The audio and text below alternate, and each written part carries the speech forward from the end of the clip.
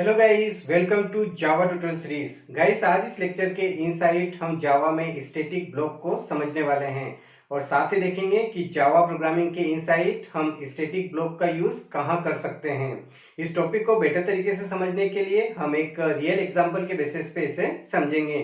तो प्लीज इस लेक्चर को आप लास्ट मिनट तक वॉच करें क्योंकि ये लेक्चर आपके लिए बहुत ज्यादा यूजफुल साबित हो सकता है। तो चलिए इस लेक्चर को शुरू करते हैं। मैं यहाँ पर एक ब्लॉक बना देता हूँ। ये ब्लॉक है और अगर इस ब्लॉक के आगे मैं स्टैटिक कीवर्ड यूज़ करूँ तो ये स्टैटिक ब्लॉक बन जाएगा। अब स्टैटिक ब्लॉक तो मैंने बना दिया। बेनिफिट क्या है कि जो स्टैटिक ब्लॉक होता है उसे मेमोरी सबसे पहले मिलता है कंपाइलर के द्वारा। आपको ये अच्छे से पता होगा कि जब भी क्लास लोड होता है और क्लास लोड होने के बाद सबसे पहले जो JVM है वो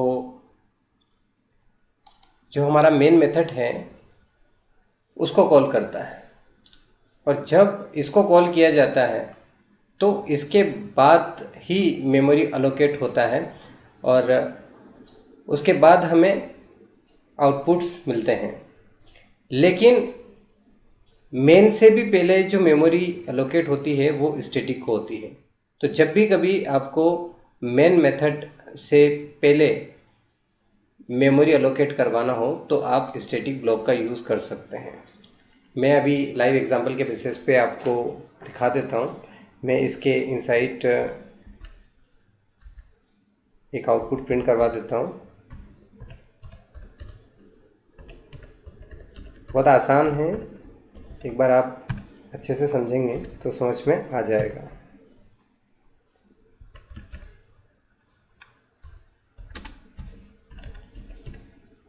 यहाँ पर मैंने मैसेज प्रिंट करवाया स्टैटिक ब्लॉक और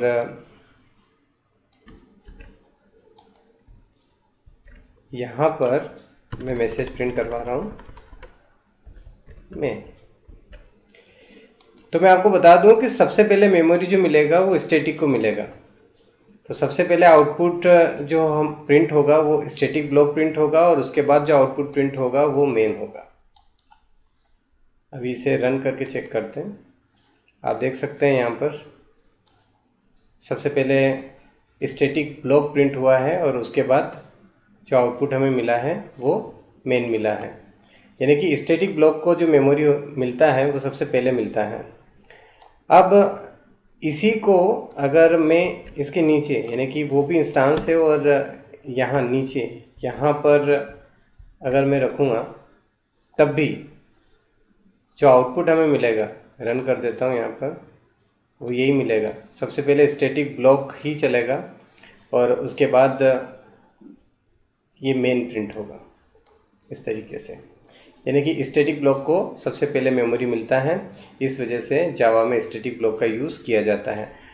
एक और सबसे इम्पोर्टेंट बात मैं आपको बता दूं कि अगर आप JDK 7 से पहले का वर्ज़न यूज़ कर रहे हैं तो बिना मेन मेथड के भी आप अपने प्रोग्राम को कंपाइल भी कर सकते हैं और रन भी कर सकते हैं। लेकिन JDK 7 से ऐसा है कि आप अपने प्रोग्राम को कंपाइल तो कर सकते हैं लेकिन रन नहीं कर सकते। रन करने के लिए मेन मेथड होना ज़रूरी है। अगर आप JDK 7 से पहले का वर्ज़न यूज़ कर रहे हैं तो आप इस तरीके से कंपाइल और रन करके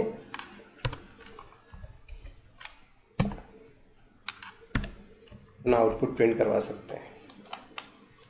ये इंटरव्यू में पूछा हुआ क्वेश्चन है कि क्या बिना मेन मेथड के आप अपने प्रोग्राम को कंपाइल और रन कर सकते हैं। तो आपका आंसर होना चाहिए कि JDK 7 से पहले का वर्ज़न अगर आप यूज़ कर रहे हैं तो करवा सकते हैं। अदरवाइज़ प्रोग्राम कंपाइल तो हो सकता है लेकिन रन होने के लिए मेन मेथड ज़रूरी होती है।